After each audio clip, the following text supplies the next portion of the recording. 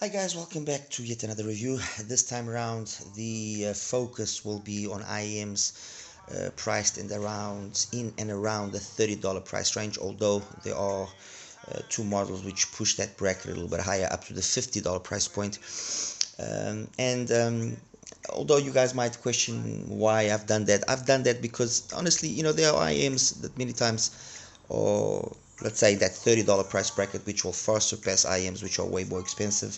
And that's a situation that happens very often. I mean, we just have to think of the HIFI Klean, for example. The HIFI Klean, priced at just over $40, is in my opinion trading blows with IEMs, which are significantly more expensive. The same thing happens with the Kefine Delchi, again another IEM which is phenomenally well tuned, good value for money, and it's tuned. It's a mature tuning, and again shooting way above its price point. So there are IEMs here that, although they might be a little bit higher in the price point, I didn't really think that it was out of context to place them, compare them with these cheaper ones, because ultimately what you're getting in terms of performance is very similar, and the difference which dictates the prices being varied is mainly how the accessories package is done. Is it more complete? Is it less complete? A better cable, a worse cable? So it's more in the cosmetic side of things which the differentiation in terms of price happens, and necessarily in terms of the sound. Anyway, what do I have here? I've got a whole bunch of stuff. I've got things here from the G1 from 7 Hz, which is an IM that was launched as well at the same time as the Elua, priced at around $30 just over $30 DLC driver.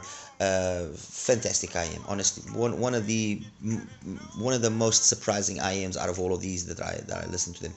And I don't want to kind of sound like I'm repeating myself, because the truth is, all of these IEMs, yeah, they play very well. They play decent.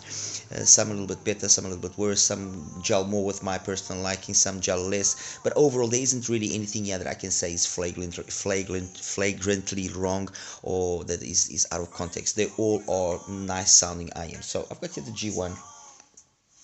I've got here the AgaSound Aga One, which is an item from TinHIFi, around as well the same, just over $30 price point.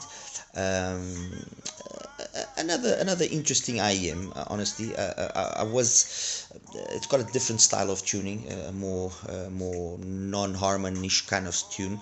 But nevertheless, an interesting proposal. I've got here the BQEYZ BQ10. You guys, if you follow me, you know I'm a big fan of BQEYZ, and this one didn't disappoint. Priced at just under $30, or around the $30 price point. Again, this is a really nice sounding IM, a very kind of organic, old school type of sound, 12mm driver, so a really nice one, this one, yeah. I've got here the IBASSO Gelato Jr.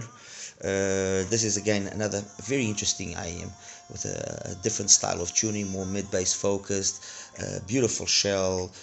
The price is a good price at around $30. I mean, for what it's being offered is really solid. No real how can I say, no real fault I can point at. It's got a beryllium coated driver apparently, according to them. I've got here as well the TWISTURA D-Minor, which is the little brother to the D major, very similar to its brother. Shell design, the exchangeable nozzles, even the tuning has got a lot of similarities, although I think probably the D-Minor will be easier to like. Not that there's anything to dislike about the D major, but another interesting IM, priced at just over $30. I've got here the follow-up to the original C2 from TinHIFi, the C2 2025 edition, or in an all-black shell now. It still uses the same LCP driver. Might be a slightly improved driver or not. I can't really tell. I mean, the differences were so minor that you could attribute them more to maybe driver variance, or just I didn't really pick up on a huge difference. I think it's more of a cosmetic change than anything else.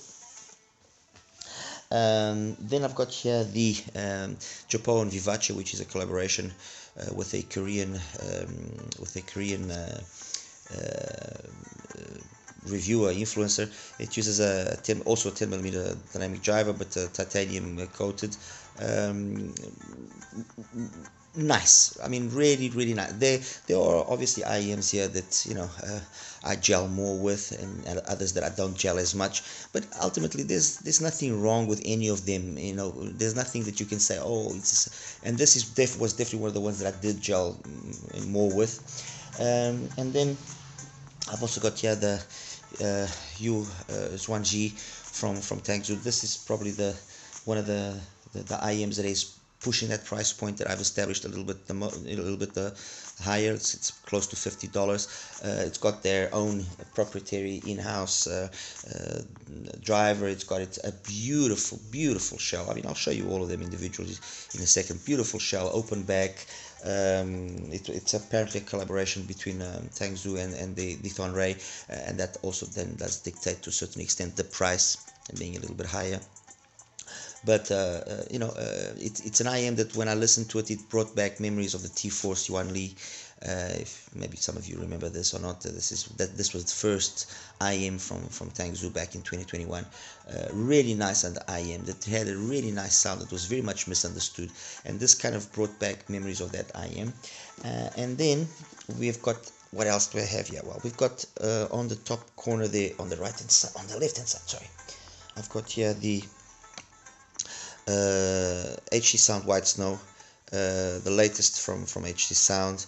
I can't say it's a follow-up to the Heart Mirror or to the Heart Mirror Pro, because it's a totally different tuning, but another pleasant surprise, let's put it that way, another pleasant surprise. I've seen this IM priced anywhere from $22 to $30, depending on where you get it from. So this is one of those IMs that if you are a HZSound Heart Mirror HZSound fan, look for it because you'll definitely find a better deal on this than what you think. Actually, it's more expensive at TinHIFi, which is where I got this one, than what I've seen it on AliExpress. Really nice, interesting sound, very interesting sound. And then I've got also here the iVipQ Purple Haze, an IM which has a shell, which those of you that are a little bit savvy will remember this shell from the days of the Melee, the Olina. I mean, it's exactly the same shell, priced again closer to that $50 price point, and with an equally interesting sound. I mean, nothing really that can be said there. And I believe that's all of them. Yeah. So what else do I have here? Well, I've got on this left hand side again, I've got here the iVipQ 100. I thought it made sense to have it here, since I've got the Purple Haze, to have the let's say the older first attempt at a single DD, which by the way you could still get in this cost just over $30. This is an IM which is kind of in the vibe of the cadenza, so really nice, really nice IM, honestly, really nice. Below that I've got here the Artti R3, which is an IM that I didn't really give it much love when it first came out, I have to admit, and I guess I was perhaps a little bit infatuated by the R2 and the R1 and their sound, that I didn't really understand such a big turn in terms of their sound profile when it comes to the R3. And there's nothing wrong with the R3, mind you. The R3 is basically again a very similar IM sound in terms of sound to the cadenza from QuietSea or the actual iVipQ 100, which I just showed. So there's nothing wrong here. So I've got this here as well. I've got here another IM which kind of gets forgotten quite often, which is the QuietSea from Rose Technics, an IM which again doesn't follow the norm in terms of the tuning style that we usually see associated, that more safe approach of the Harman tune. This is a collaboration, from what I understand, or was a joint venture with ICO. Really nice sounding IM, honestly, for a different style or more organic style of tune. Definitely a very interesting IM. Okay, here is the TWISTURA. Might as well show it to you now. Very nice shell. The only issue here with the TWISTURA, honestly, is the shell's design is not the most ergonomic. It's not the easiest IM to fit, I will admit that, but it does have a nice shell design. It does look the part. It does depart from the usual more traditional style of shell designs which we see. Then you have the TANGZU, an absolute work of art, without question, one of the most, if not the most beautiful IM of all of these IMs here, and one of the most beautiful IMs available currently in the market. Yes, it's a fingerprint magnet, but it is an absolute work of art. I mean, you know, credit must be given when it's due. Beautiful, beautiful IEM. On the top there, I've got the original C2, and next to that, the now 2025 TinHIFi C2. Same thing, as you can see, nothing to be said. Fits beautifully with this Hakuge cable. It looks just the business. Okay, below that, I've got, obviously, I had to have here the Conch from TRN. It's one of those IEMs that I think has established itself as a somewhat of a reference. I've seen it in terms of price going anywhere from $22, $23 all the way up to $35. So definitely something worth considering. Then here, the BQEYZ, the BQ10. Really very light IEM, considering that it's got a 12mm driver and so on. Very light. I mean, it doesn't have the weight, for example, the TWISTURA D-Minor or the TANGZU. It's a very light IEM. It's a decent build, I would say. And again, I mean, we're talking roughly $30, so nothing too much to be complained there. It's got this kind of very old school type of approach in terms of the tuning. Let's say a slightly warmer mid bass, with then the mids, upper mids, and treble being a little bit more laid back, which makes for a very unfatiguing listen. That's the reality. It's a very easy to listen to IEM. It's got a very organic sound, very organic, and that's one thing that you'll, going forward, you will pick up on the IEMs here, which have that more clinical, more technical type of sound, and the IEMs here which have that more organic style of sound, and then there are IEMs here which have the compromise. Okay. Next to that, oh no, sorry, here I've got the IBASSO. Very nice in terms of its build, very solid. It looks like a tank. It's got a kind of a TANGZU oxygen vibe going to it, but it fits better than the oxygen, mind you. It's got this interesting issue here, which is the vent. It's got a huge, large front vent, which does reflect itself in terms of the tuning. Really nice sounding IEM, honestly, a really nice sounding IEM. Again, going along the lines of that more organic type of sound. Okay. Next to that, the G1 from 7Hz. A more let's say, I wouldn't say a harmony style tune, although there are vibes of that harmony style tune, even though the graph doesn't represent it fully. I mean, if you look at the graph, for example, the tin or of the TinHIFi or of the Conch from TRN, they look more harmonish than this does. But yeah, I guess. But this it's got a very nice driver inside. The DLC driver that they've chosen, I mean, they definitely did their selection properly, and it sounds phenomenal. It sounds really, really good, the G1. Over here, the Vivace from Tripowin, a shell which is kind of reminiscent of the shell again of the TANGZU oxygen, that kind of vibe, sort of resin plastic shell, obviously not using the stock cable, and again a sound which is very along the lines of the sound of the TinHIFi, the Conch, the Kefine Klean, but with again its own very particular twist to it. So really nice. Really, I mean, once again, and not wanting to repeat myself, one of the pleasant surprises of this review that I've done. Oh, and then of course I had to have here the Klean. I mean, I'm not gonna delve too much into it. Klean, we know what it's about. It's definitely become, and I think the hype that it has around it is justified. And then finally, the AgaSound Aga One. Again, really nice, solid build to it. More of a let's call it an old school style of tuning. The only thing that, and I'm gonna jump ahead a little bit here, only thing I wish they had just paid a little bit more attention to was the peak at 5K, which does affect me, and if it affects me, I'm sure it's going to affect a few other people. That's really the only thing. It does have a sound which is kind of similar to the TWISTURA, but the TWISTURA, because of its more laid back nature, does make it a little bit more easy to listen to, while this can be a little bit, it can lead to some fatigue if you really start pushing it. Okay, or then of course you have to choose carefully the source that you're going to be using. Alright, so guys, that's basically, in a nutshell, all the IEMs that I've got here. Like I said, there are many other IEMs that I could have included, but the idea wasn't to have every single one. I wanted to have the more latest products available, and then start kind of positioning them one next to the other, so you guys can better understand where they stand and how they stand and what they're about and what they're not about. Anyway, let's get into this. So that you guys can afterwards go about the rest of your day. Actually, let's jump here into the AgaSound. Okay, the AgaSound. It's a brand I've never heard of. Got it from TinHIFi.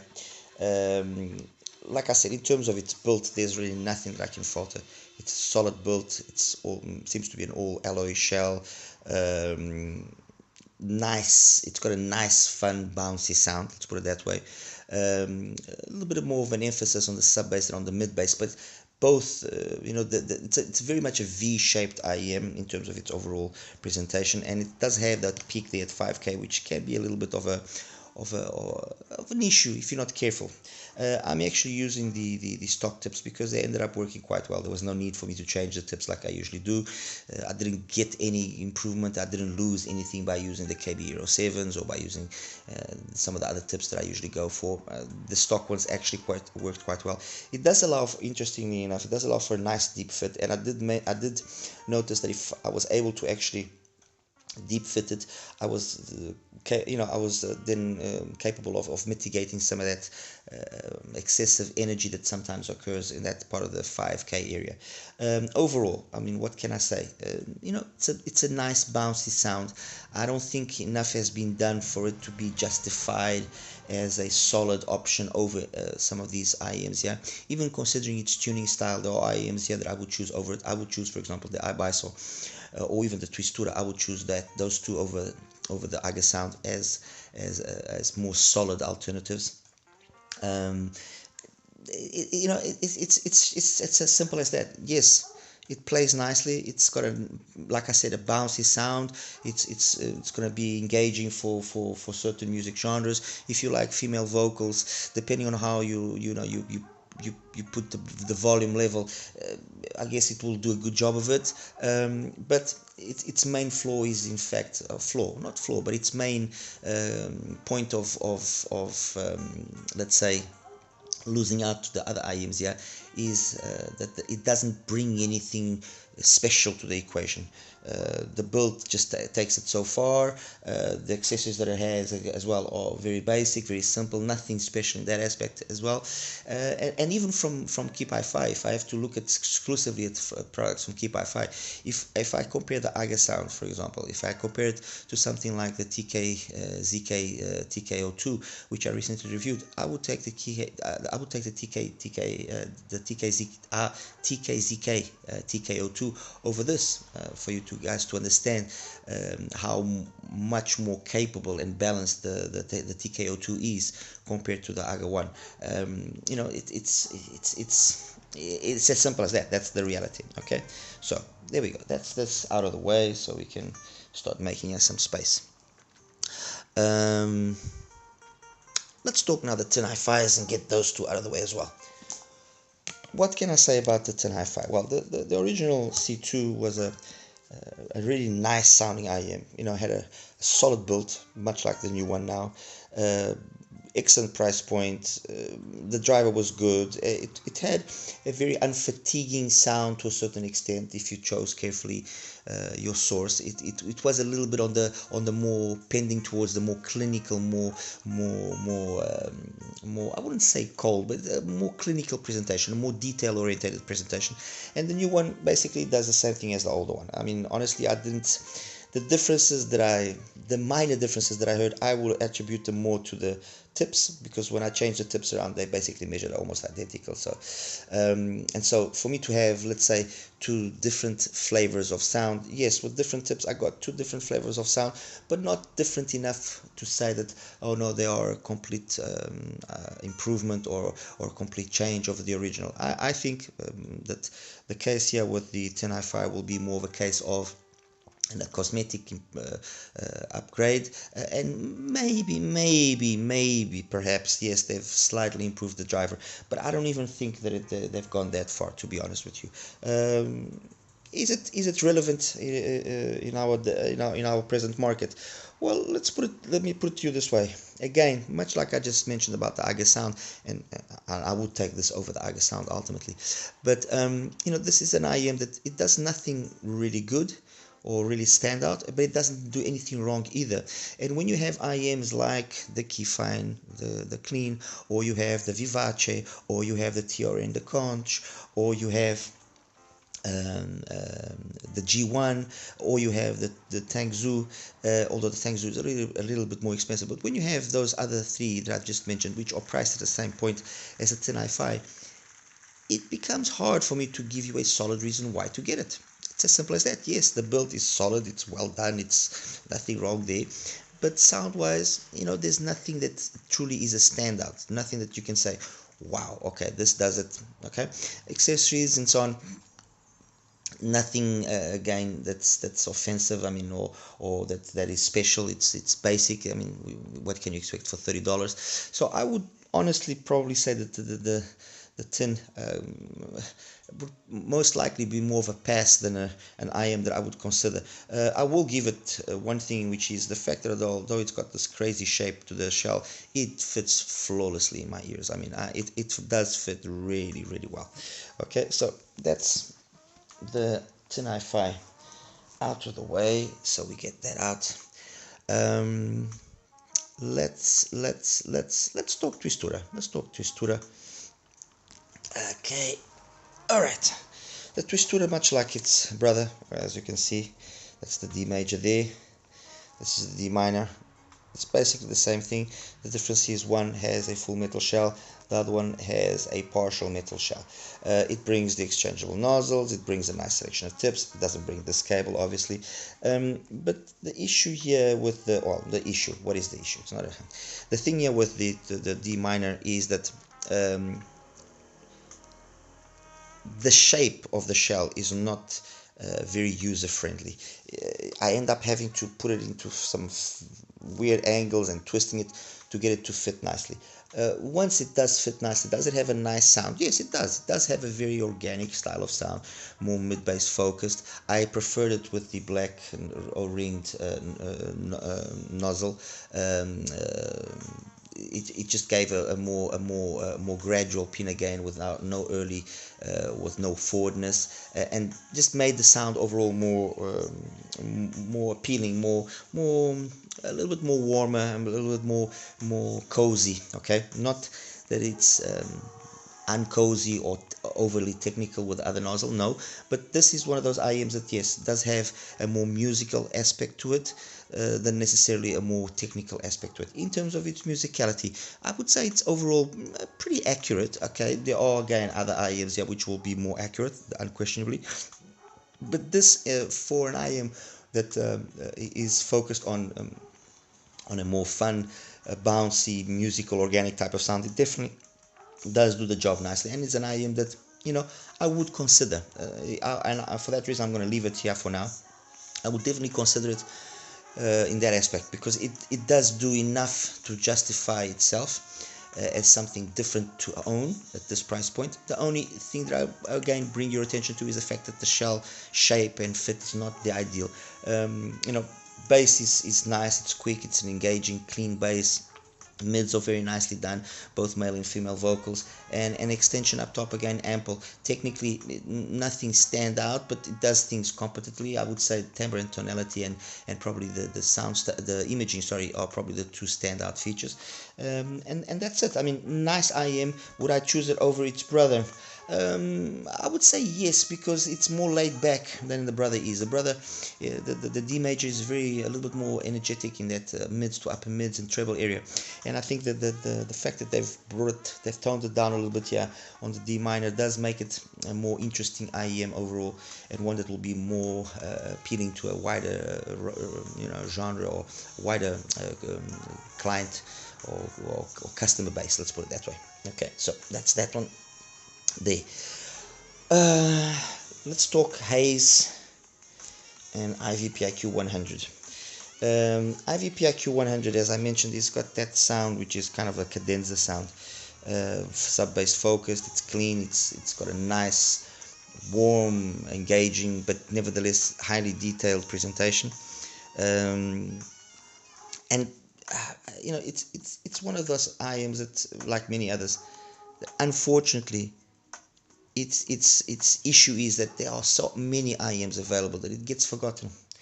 With the Purple Haze, I would say that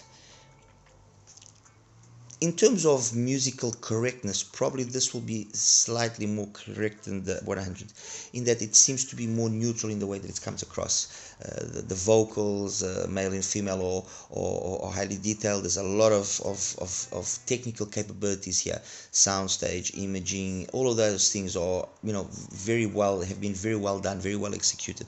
Now, does that do enough again to justify it?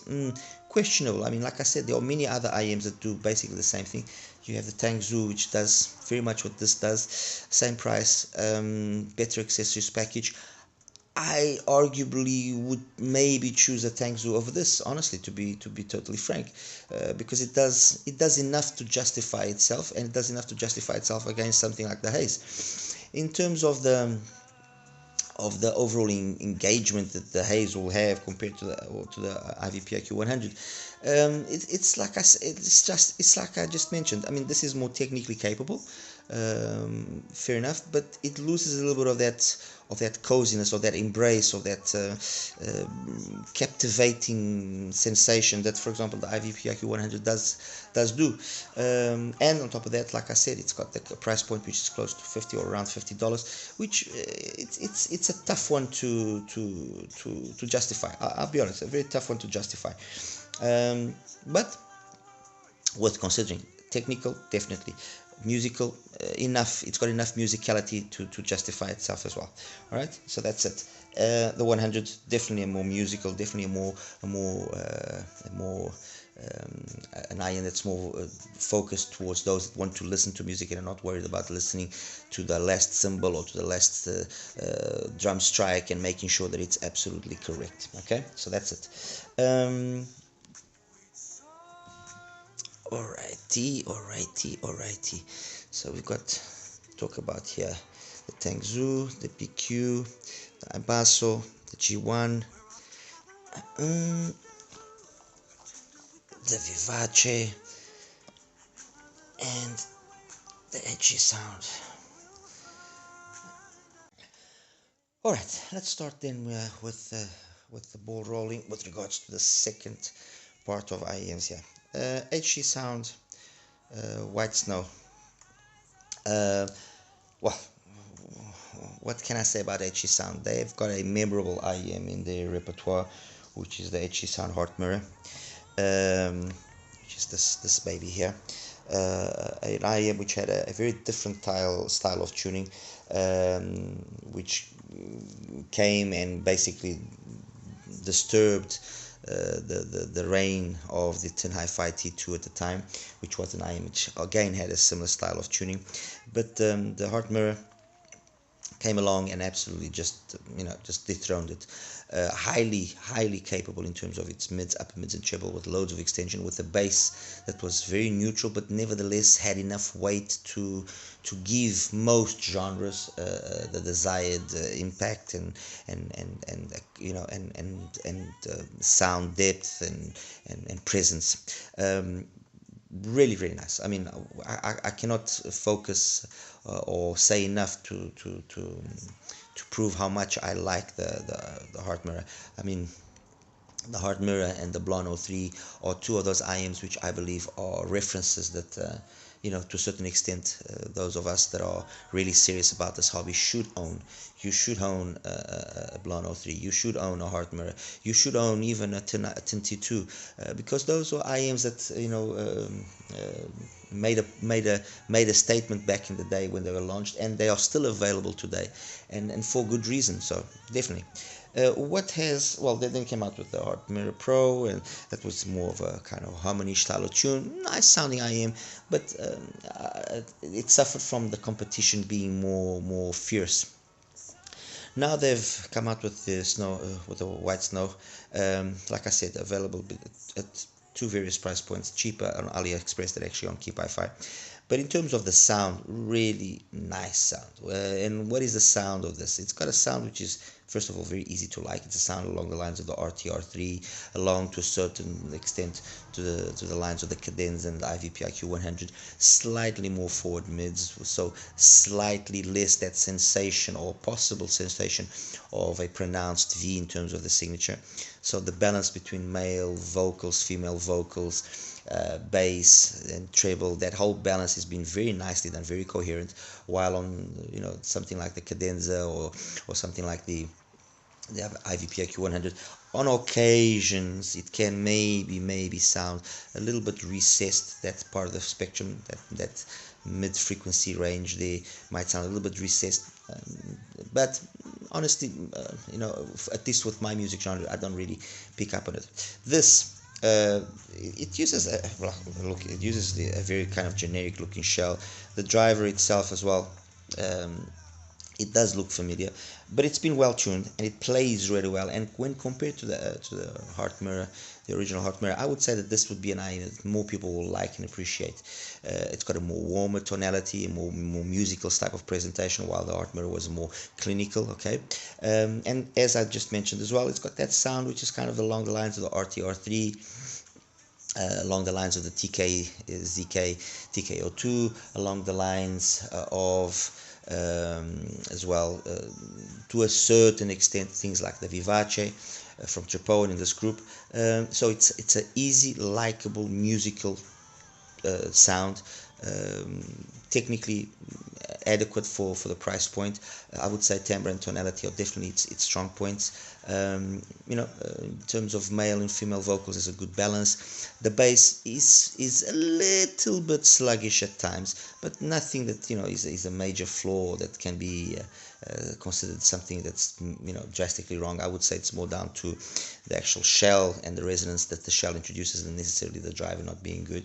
We've seen plenty of times where shells are of decent quality or metal and they're using a relatively cheap driver actually sound better than the other way around. So I would think, yeah, the fault is not so much of the driver but more of the shell not allowing the driver to be as incisive and shine as much as it could possibly shine.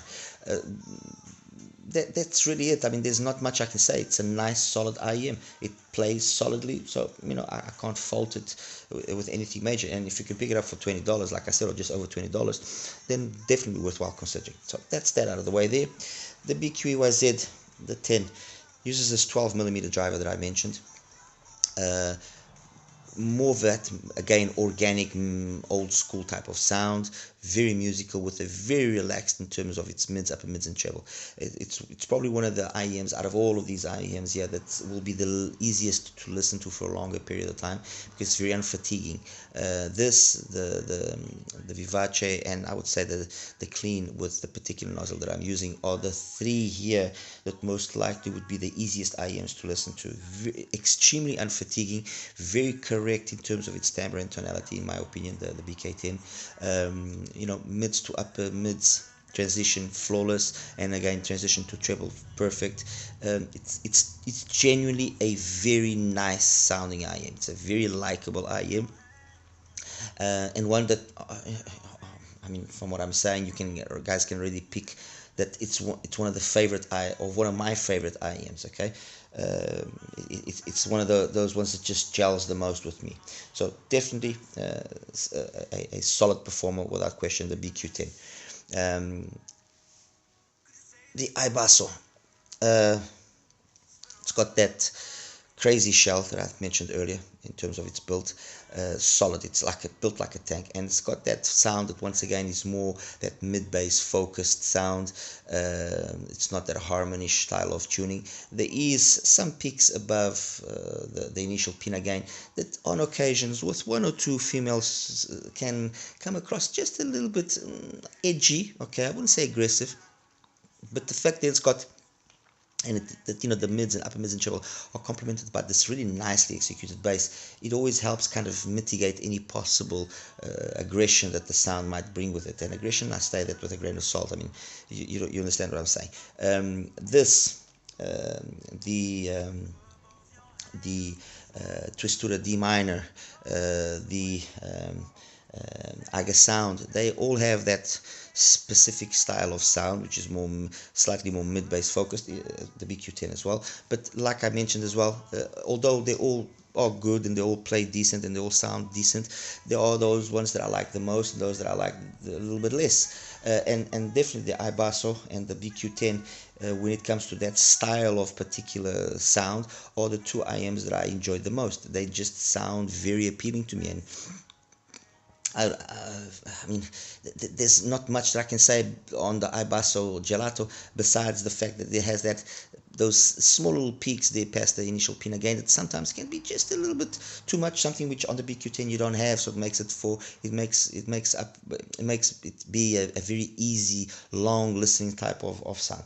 But overall, what can I again, like I've been saying, this is definitely the more organic, more old school type of sound, very musical and highly capable, extremely well built in for the price. Nothing that can really be faulted there. Okay, so that's that. And now we have 3 left, and then there were 3. We'll talk at the G1 first. The G1, definitely the homework was done there. It's got a sound which, when compared, and I believe that one of the ideas here of the G1 was to compete to a certain extent with the Kefine, the Klean. And if I use it, or if I compare them with the HIFI Klean, but using not the nozzle that I've got on it now, which gives it that more Delci style of sound, that more relaxed, smooth upper, mids to upper mids and treble presentation. Yes, they then do sound very similar, and I would say maybe that the Klean might even perhaps be a little bit more colder in its presentation. However, with the nozzle that I like using, which is the one that kind of relaxes the pin again and mellows everything out, I ultimately think that the Klean edges ever so slightly the G1. Is it a big difference? No, it's not a big difference. It's very much nitpicks here and there. For example, London Paris Cardiff by Dominic Miller. I would say very similar, but Sunrise, the live version, I would say the Klean does it better. However, on the same token, Pretty Baby by Jeff Bradshaw, the G1 edges it out slightly. So it's very much a give and take here of who takes this one, who wins that one. Let me see another one.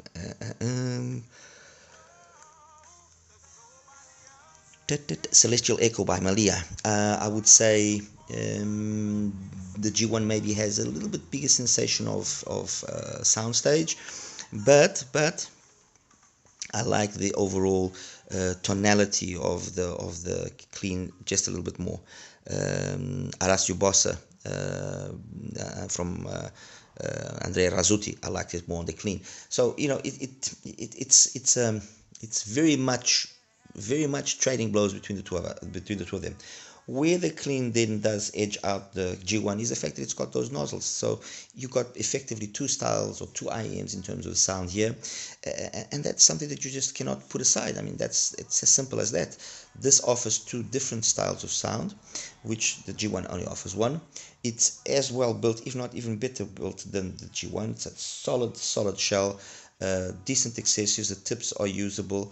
It just sounds really, look. The Klean is a genuinely good IEM. End of story.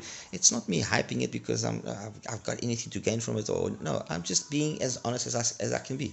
This is a solid IEM. The G1 definitely is also an equally solid IEM that comes very, very close to it. So that's that. We've done the IBASSO, done that.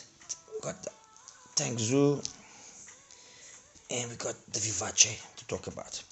The Vivace is going to be an easy one. The Vivace is basically the Klean in everything. With the Klean with the more mellow nozzle termination.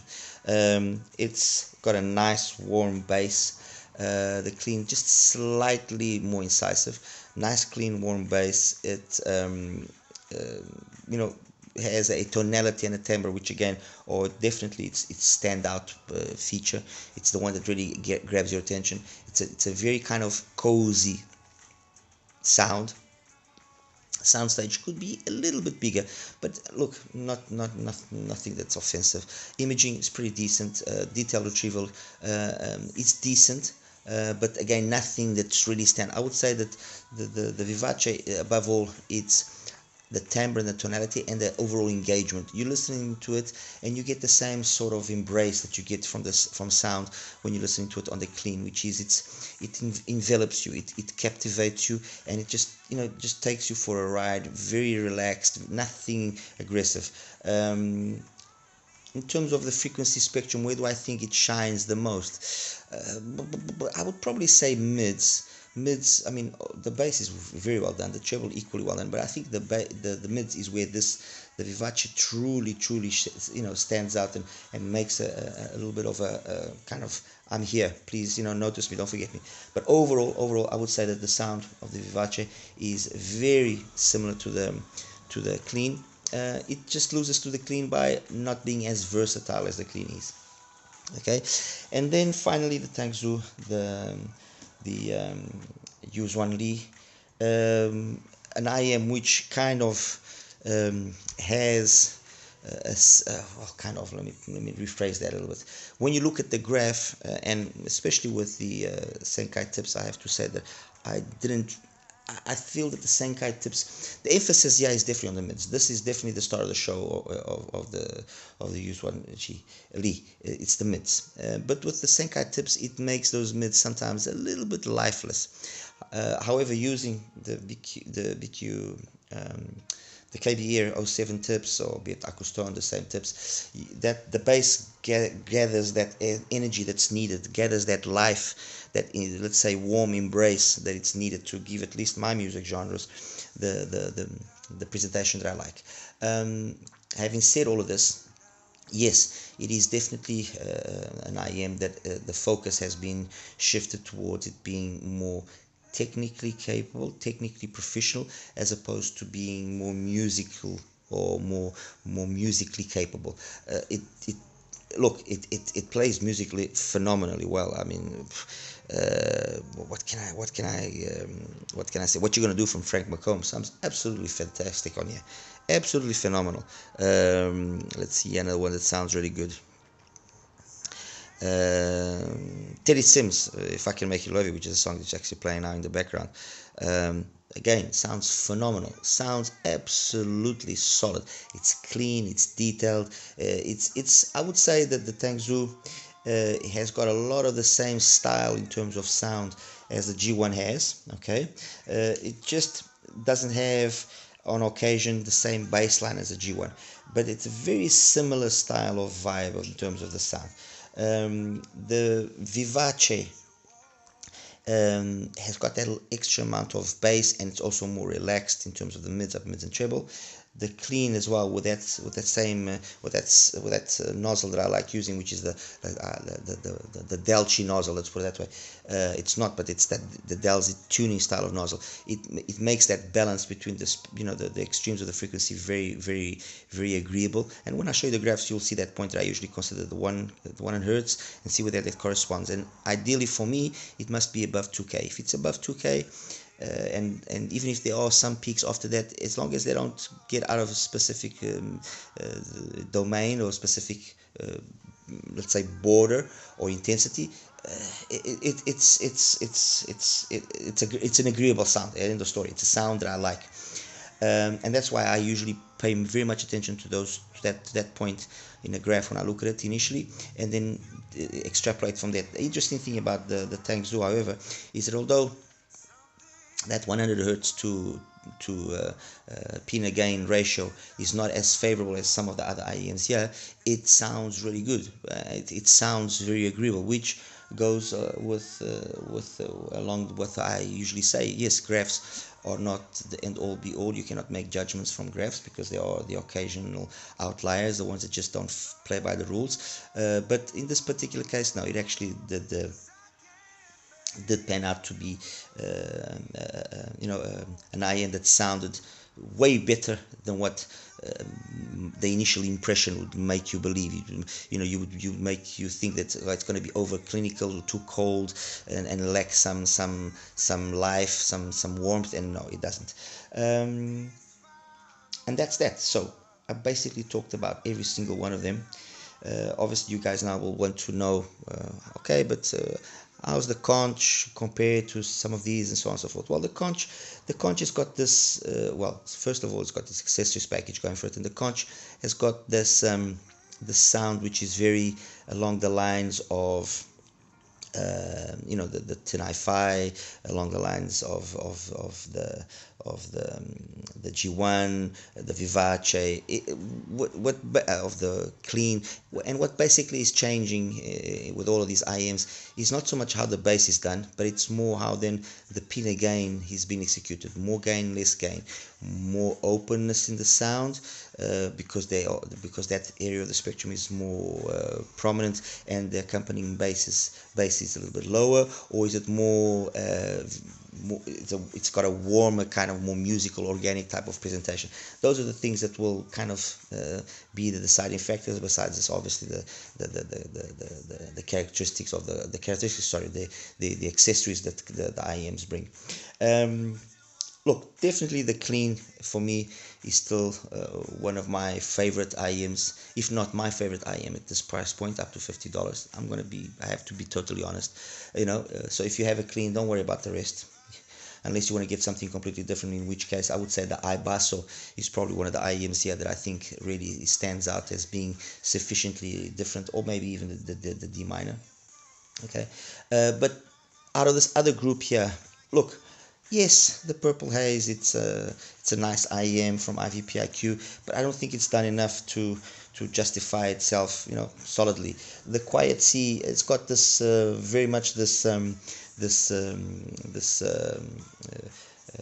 IBASSO kind of sound, and if you can pick it up for a decent price, like I've seen these down as low as $45, then definitely yes, it's got a decent cable, definitely worthwhile. The iVipQ 100, the problem with the iVipQ 100 is, it's nice, it sounds good, but you got the Klean, so difficult one.